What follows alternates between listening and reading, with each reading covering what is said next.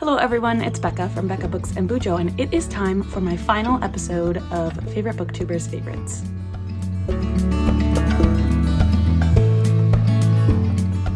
Like I said, this is my fourth and final episode of my Favorite Booktubers Favorites series. If you would like to catch up on this series, I will have those videos linked down below. In the first episode, I read memoirs from my favorite booktubers. The second episode, I read 5-star predictions. The third, I read underhyped books. Maybe those two are flipped, the second and third. And for this final episode, I gave a teaser in my last episode, but I will be reading 3 books that are out of my comfort zone. Let me tell you about the books, let me tell you about the favorite booktubers, and I will tell you why they're out of my comfort zone. So, this first book is Kindred by Octavia E. Butler. This favorite book that belongs to one of my favorite booktubers. The favorite booktuber that this favorite book belongs to, or the favorite of 2022, is Kayla from Books and Lala. I love Kayla's content. She has amazing ideas. We all strive to be her in the booktube community. And this book was one of her favorites in 2022. It is out of my comfort zone in that I believe it's science fiction-y, which is not my go-to genre. And you'll see that with another book in this stack. But yeah, it's also a classic, I think. I mean, people know about this book. Sorry, here comes a dog. Money, go away. So yeah, I feel like one that needs to be read, and so I'm excited. It was one of Kayla's favorites last year, but I'm nervous. It's definitely out of my comfort zone. The next one I have is one of Amy's favorite, Amy from A Star Reads. This is Ring Shout by P. Jelly Clark. And this, all I know is it's a historical, fantastical horror. I'm not a horror fan, usually. I will read it every once in a while, but normally it's too much for me. But it's out of my comfort zone. I think that this is about the Ku Klux Klan in the 1920s, but instead of the Ku Klux Klan being humans, they are monsters, and people are trying to kill the monsters. So we will see about this one. And lastly, the final favorite booktuber that I'm reading from is Noelle Gallagher. Project Hail Mary by Andy Weir was one of her favorites from last year, and this is a lot of people's favorites, I think, but it is out of my comfort zone in that it is sci-fi. I normally don't gravitate towards sci-fi. However, I did really love The Martian by Andy Weir, and so I have high hopes for this, even though the sci-fi genre is out of my comfort zone. So here we go. I'm gonna read these 3 books in the next however long it takes, and we will see if reading books out of my comfort zone, but still from my favorite booktubers, will give me any wins. I was just about to start listening a little bit before I go get the kids, but I realized I'm halfway through. I hadn't checked in with the physical book with my audiobook, and when I looked, I am pretty much exactly halfway through Ring Shout by P. Jelly Clark, and I don't think I've really told you anything yet. I haven't checked in at all. This book is taking place in 1922, and the Ku Klux Klan is still around and at large. But there's this weird horror element that Ku Kluxes are not only human beings, there are also Ku Kluxes who have transformed into monsters. And we are following 3 black women who are hunting these Ku Klux monsters. And that's really where I'm at so far. There are just some really weird things going on, and I'm not sure if I'm enjoying it. I'm not enjoying it, but it's just a little odd. It's like magical realism almost. You don't know what's actually real and what's like going on in this character's head. So yeah, where I'm at now, they are re-showing a movie. What's the movie called? Birth of a Nation. There we go. I knew it was Birth or Born or something. They're re-showing Birth of a Nation, and the women, the hunters, have figured out that this is going to be a way to gather new followers in the Ku Klux Klan. And I don't know exactly what their plan is, but they're going to try to stop it from happening, maybe. Anyway, that's where we're at. I'm like I said, halfway through chapter 5. and not much left to listen to. So we shall see. I'll probably check in with you once I'm done with the book. I have finished Ring Shout by P. Jelly Clark, and I didn't love it. I didn't even necessarily like it, but I really liked the message it had to share. So I think ultimately this was a little bit too gory, graphic, horrific for me. It is classified as a horror, so I knew that going in, but it was just a little much. There were times where I was like, why are we talking about this? Just nasty stuff involving human flesh. But ultimately, I think the message of the book is that while the Ku Klux Klan was around, it was definitely horrific for Black people. And also how hate fuels human beings. The message in here, there was this butcher who was part of the Ku Klux Klan. A butcher, you can imagine what he does. And he was saying to our main character, Maurice, that you should have hate in your heart. Your hate is understandable. We have hate too, but ours is weak hate. We just act on our hate by killing you Black people. But you Black people have a reason for your hate because of what we have done to you. And then Maurice, later in the book, retaliates. And I'm going to read it because it's just really, really important, I think, to the story. So it says, this is Maurice, a Black woman talking about the Ku Klux Klan and white people who hate Black people. They like the places where we hurt. They use it against us.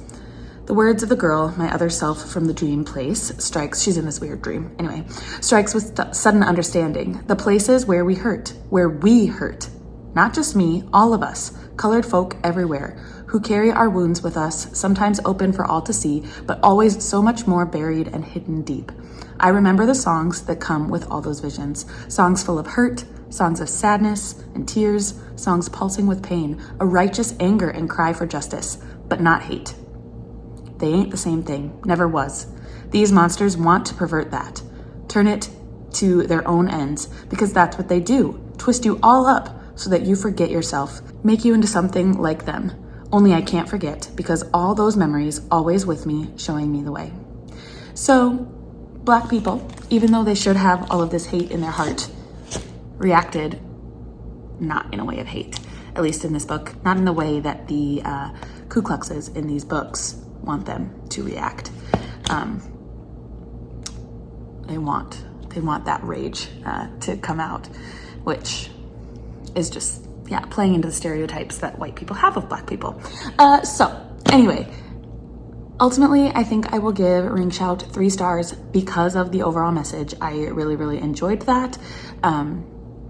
And I think it did something very interesting with the history of the time period of when the Ku Klux Klan was around and the movie The Birth of a Nation was airing. So that was really interesting, but I couldn't get over sorry, there's a fly. I couldn't get over the horror, graphic, gory, yuckiness. It was just weird for me. Obviously, horror is not my genre. I totally understand why Amy enjoyed it and loved it, but it just is not going to be a favorite for me. So let's move on to the next book. I am about 60 pages of the way through Kindred by Octavia E. Butler, and thought I should just jump on and tell you that I'm really enjoying it. I'm super surprised. It is a time travel sci-fi. It says this on the back, but she is a Black woman living in 1976, I believe, and one day she is summoned back to the antebellum South to save a little boy's life. And what her and her husband find out is that whenever this boy back in the 1800s feels scared, like he is going to die, he summons Dana, and she travels back in time to be with him. And then whenever she feels like she is going to die in the antebellum South, she goes back to her present day, 1976 or whatever I said.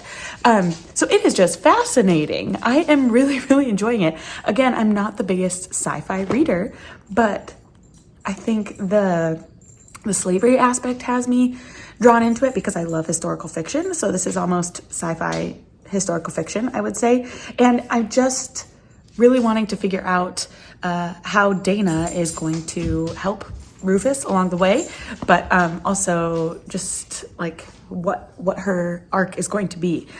So really, really enjoying it, only 60 pages in, and I find myself, when I'm not listening to it, wishing I was listening to it. So that's a good sign, right?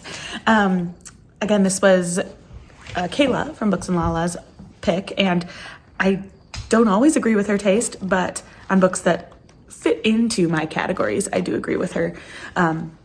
Like romances and contemporaries. I feel like we have similar thoughts, but I'm not like the biggest horror reader, which she is. Like one of her favorite books of all time is Bunny, and I don't like Bunny. So there are things that we agree on and things that we don't, but I think that we might agree on this one. So I'll jump back in and talk to you maybe about 2/3 of the way through, and then my final thoughts. So let's see where this goes next. I finished Kindred, and I absolutely loved it. It was the perfect combination of sci-fi and historical fiction for me to really work. And I would say it's mostly historical fiction. The sci-fi element is just the time travel. And this weird, eerie kind of connection that Dana and the boy she goes back to save, Rufus, has. I mean, it just continued to get more intense as Rufus got older because he fully understood how blacks were supposed to be treated in the 1800s of antebellum South. They were not supposed to be like how Dana acted, and so that really tested the relationship between Dana and Rufus. Dana and her husband Kevin had to spend some significant time away. You can maybe guess why, and that was really hard on them, but they managed to work it out and find each other again, and I loved it. I loved it all. I can't believe that Dana didn't freak out more than was shown on the page. I'm sure she probably was with everything that was going on, but it just wasn't shown as much, and I maybe would have liked to see that aspect a little bit more, but still, I really, really loved the story. I couldn't put it down. So I gave it 5 stars. Way to go, Kayla, for picking good books. We know you can pick good books. Anyway, I am happy that I finally picked this up. I looked at when it was published, 1979. How have I not read this before? It's great. Great book.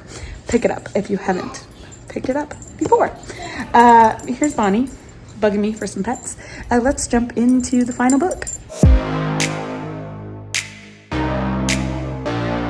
So I was totally going to update you sooner at 1/3, but I'm halfway through Project Hail Mary and didn't realize it because I was at a 4th when I first looked at how far I was because I'm listening to it. And I was like, oh yeah, I'll just listen to it a little bit longer and update you at a 3rd. But it's just so easy to get sucked into. It is the most fascinating story. I have always kind of been fascinated with space and everything, and when I was little I thought I would be the first person on Mars for some reason, who knows why. Bonnie is joining me and concerned as to why I'm talking to somebody. Anyway, Project Hail Mary, it's about a man named Ryland Grace who wakes up on a spaceship of sorts and he doesn't remember a thing. And so we are discovering with him where he is and what he is supposed to be doing. And I don't know if I should say much more because I honestly don't know what's in the description. One second. Yeah, so in this, you know that the Earth is dying, and there is this thing that they found called astrophage that is eating the energy of the sun, and so the sun will not be able to heat up the Earth. And they find that this is happening to all of the stars in the galaxy, in all of the galaxies. Am I right? Is that a thing? Except one. And so he is on this mission to figure out why that star isn't dying from astrophage. And wow, it's just like the discoveries that he makes. First of all, on Earth, they like jump back in time to when all this is being discovered, when they first find astrophage, and he's the first to make astrophage multiply or procreate or whatever. And so he's like in the thick of it. And so all of his discoveries then, it's like so exciting. You're discovering this with him and it's so cool.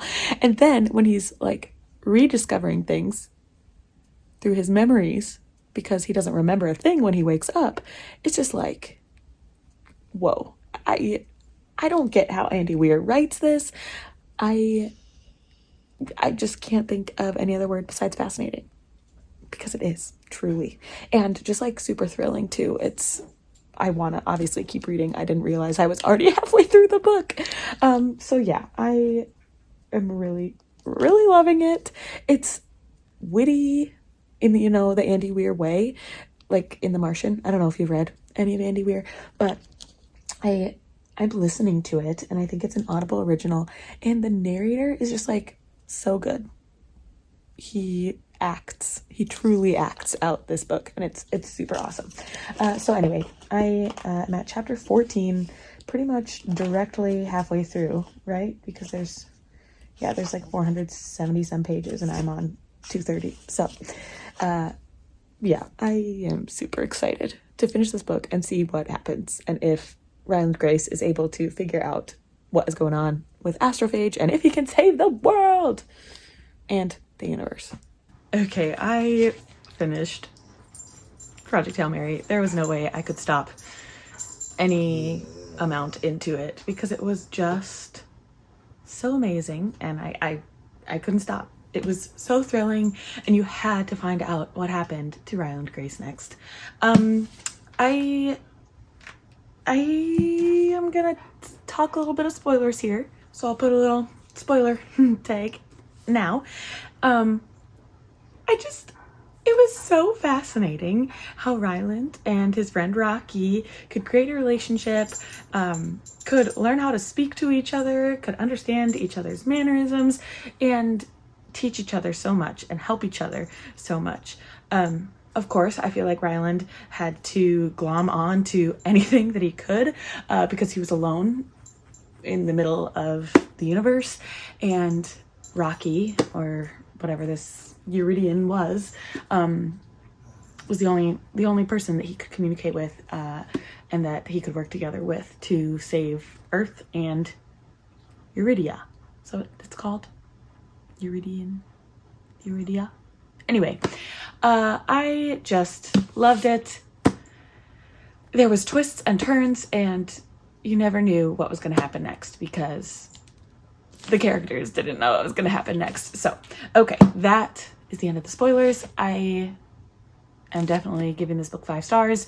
Noelle Gallagher, you had a great read last year, and this could be a contender for one of my favorite reads of 2023.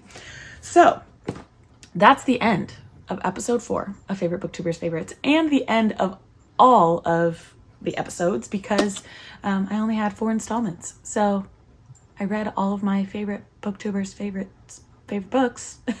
Let's just rank these. I don't have my ring shout, so I'll just put in this random book.